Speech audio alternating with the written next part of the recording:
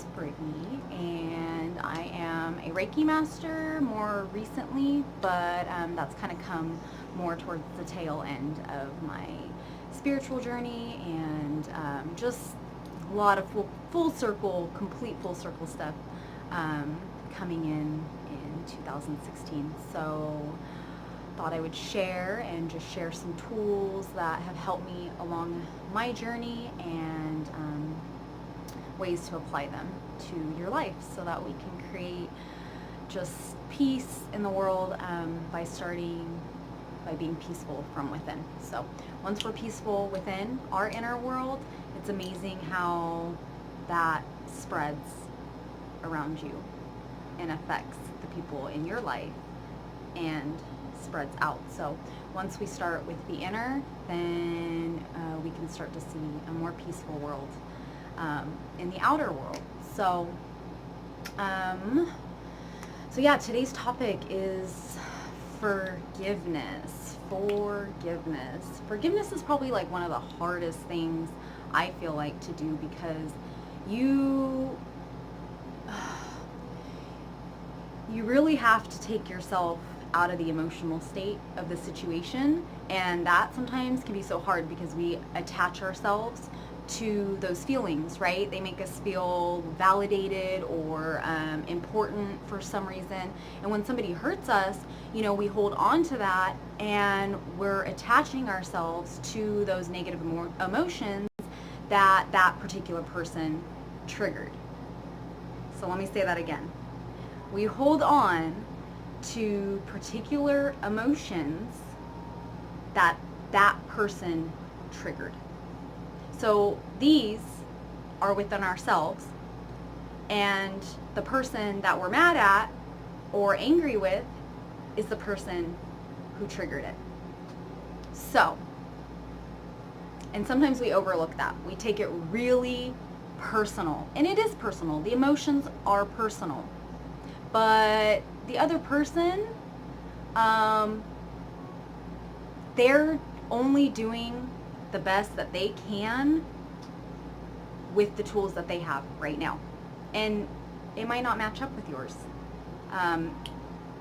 So what happens with forgiveness is you're not disregarding your own personal feelings and how that person made you feel.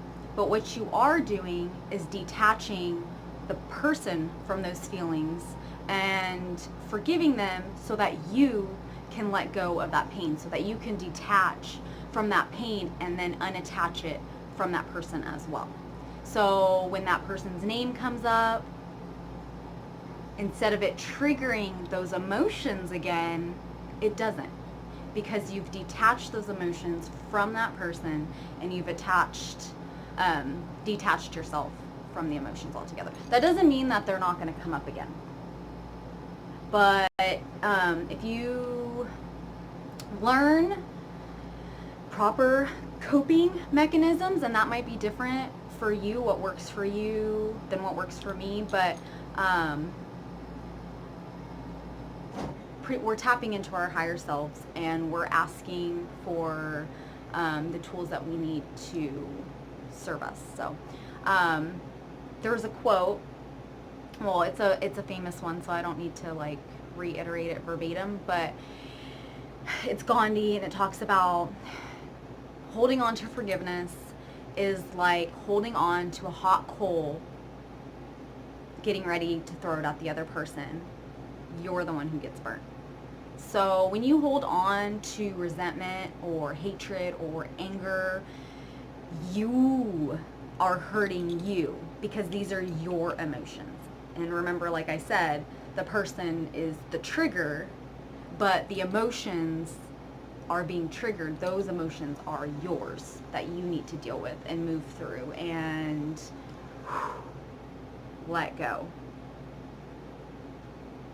Just let go of them. So, really quick way to do this is with NLP.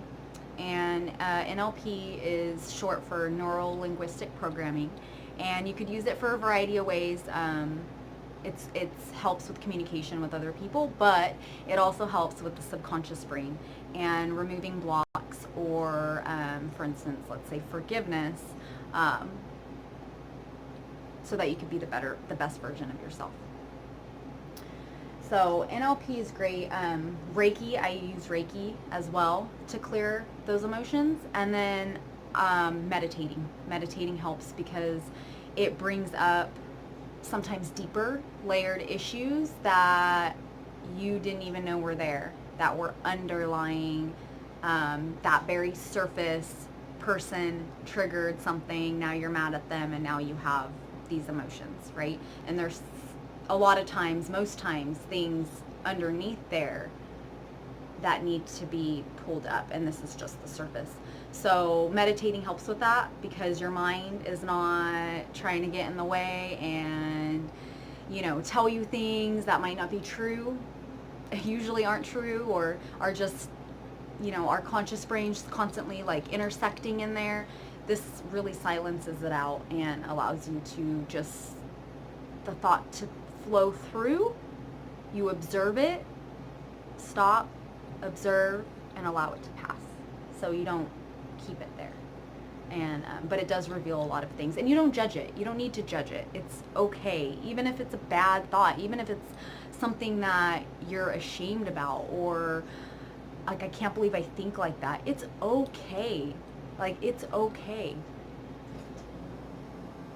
That doesn't make you a bad person, you know? So, and once we start to realize that, you can start moving into a lot more compassion, even for people that you don't like or that don't believe the same way as you do. So, first step is just one, identifying what you need to forgive. If it's a person, if it's a situation, first step, identifying the person. And so then once you do that, you can identify the person and then identify the trigger that triggered that. And once you do that, you can just move. So pretty much what happens, and I have a worksheet that makes this really easy to map through, and I'll post the link down below for that. So, and this is the way you would anchor it. So NLP is all about anchoring things and moving past the block by kind of replacing it with another set of feelings, because now you've moved through how you initially felt. So once you do that, you confront, like, I'm upset with this person because of this, and it's because I feel like this. And then you recognize your feelings, so you give yourself validation. Like, it's okay to feel the way you do. It's okay. You know, it doesn't make you any less of a person for feeling mad or hateful towards someone either.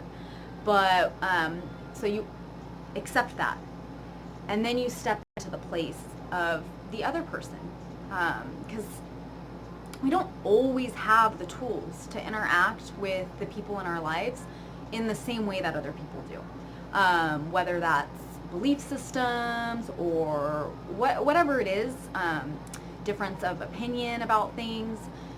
We don't always have the tools to interact the same way, and that's okay.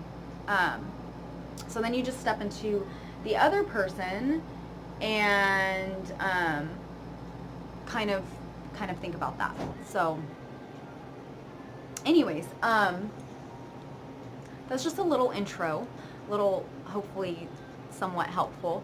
But I'm going to end with a prayer, and it's a Hawaiian prayer, and it's the Ho'oponopono prayer. So the Ho'oponopono prayer it's from Hawaii, and it's a way in 4 simple steps that you can forgive somebody and create peace in your life, which will create peace in your outer life. So it's, I love you, I'm sorry, please forgive me, and thank you. So I love you, I'm sorry, please forgive me, and thank you. And you would do this even when you're pissed off at someone. Yes, you would say, I love you, I'm sorry, please forgive me, and thank you. Even if you're the one who feels hatred in their heart towards the other person. You're like, why do I need to forgive you? Like, you did this to me. But that's the point. You're stepping away from that mentality, and you're owning how you feel, but you're also honoring the other person. And the fact is, we're never really mad at anyone unless we care. So, and this releases you from the pain, but it also releases the other person. Because when you're holding on to hatred, you're not only chaining yourself, but you're sending that negative energy to another person. So, I love you, I'm sorry, thank you, or excuse me, please forgive me, and thank you. So take a deep breath.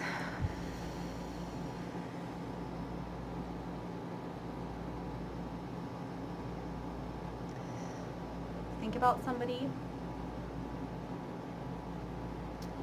who you can't stand right now, or a place, person, people, situation, whatever.